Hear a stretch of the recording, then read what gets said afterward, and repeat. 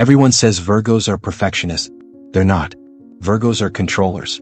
And every detail they obsess over, every standard they set, every criticism they make, it's not about excellence. It's about control.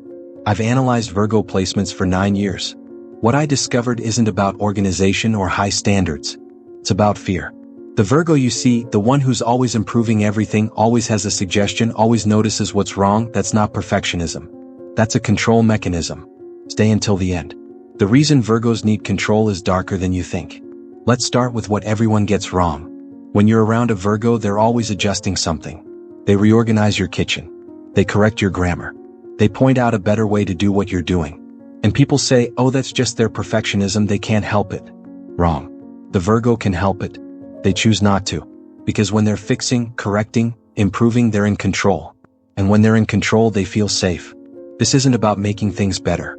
It's about making things controllable. Here's the distinction nobody makes. Perfectionists want things to be excellent. Controllers want things to be predictable.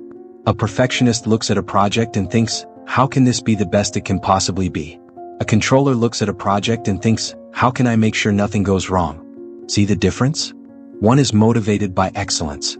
The other is motivated by fear. And Virgo? Virgo is motivated by fear. Fear of chaos. Fear of mistakes. Fear of things being out of their control. So they micromanage. They criticize. They create systems and rules and standards.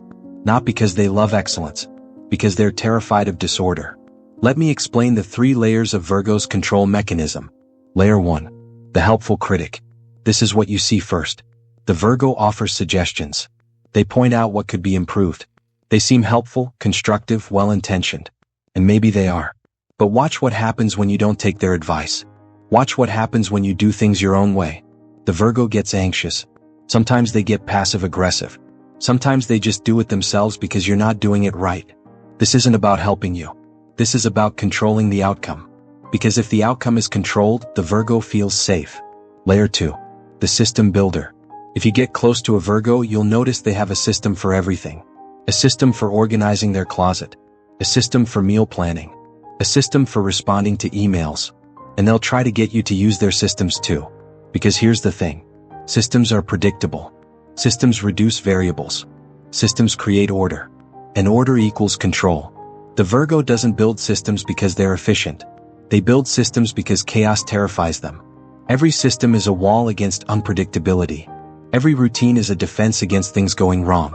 And when something breaks the system, when something disrupts the routine, the Virgo doesn't just feel annoyed.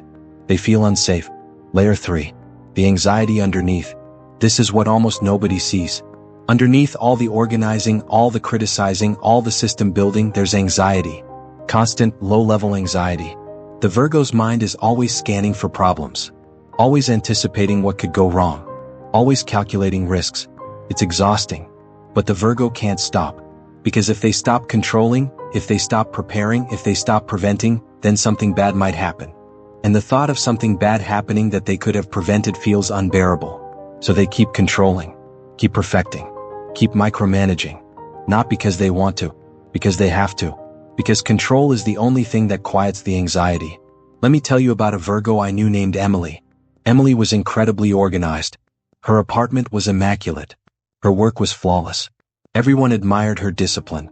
But I got close enough to see the cost. Emily couldn't relax. Ever. Even on vacation, she was planning, organizing, making sure everything went according to schedule. One time we went on a trip together. I suggested we skip the itinerary and just explore. She looked at me like I'd suggested we jump off a cliff. She said, but what if we miss something important? What if we waste time? What if we end up somewhere unsafe? I realized in that moment. Emily wasn't organized because she loved order. She was organized because disorder felt like death. That's when I understood. Virgo's perfectionism is actually hypervigilance. It's a trauma response. Something in their past taught them that if they're not constantly monitoring, constantly preparing, constantly controlling, something bad will happen. Maybe they grew up in chaos and organization became survival. Maybe they experienced a situation where one mistake had huge consequences. Maybe they learned that love was conditional on being good, being useful, being perfect. Whatever the origin, the message was clear. You're only safe if you're in control. You're only valuable if you're fixing things. You're only worthy if you're perfect. Here's the psychology behind it. Virgo is an earth sign ruled by Mercury. Earth means practical, grounded, focused on the material world. Mercury means analytical, detail-oriented, constantly processing information. Put those together and you get someone whose survival strategy is hyper-awareness of everything that could go wrong in the physical world. The Virgo isn't just noticing details for fun. They're scanning for threats. They're not just organizing for efficiency. They're creating safety through structure. And they're not just criticizing to be mean. They're trying to prevent disasters that only they can see coming. The tragedy of Virgo is this. The more they try to control, the more anxious they become. Because control is an illusion. You can organize your entire life, create perfect systems, anticipate every problem, and something unexpected will still happen. And when it does, the Virgo doesn't think, oh well, I did my best. They think, I should have prepared better. I should have seen that coming. I failed. And then the anxiety increases. And then the need for control increases. And the cycle continues. They're not perfecting their way to peace. They're controlling their way to exhaustion. And here's the cruelest part. People judge Virgos for this.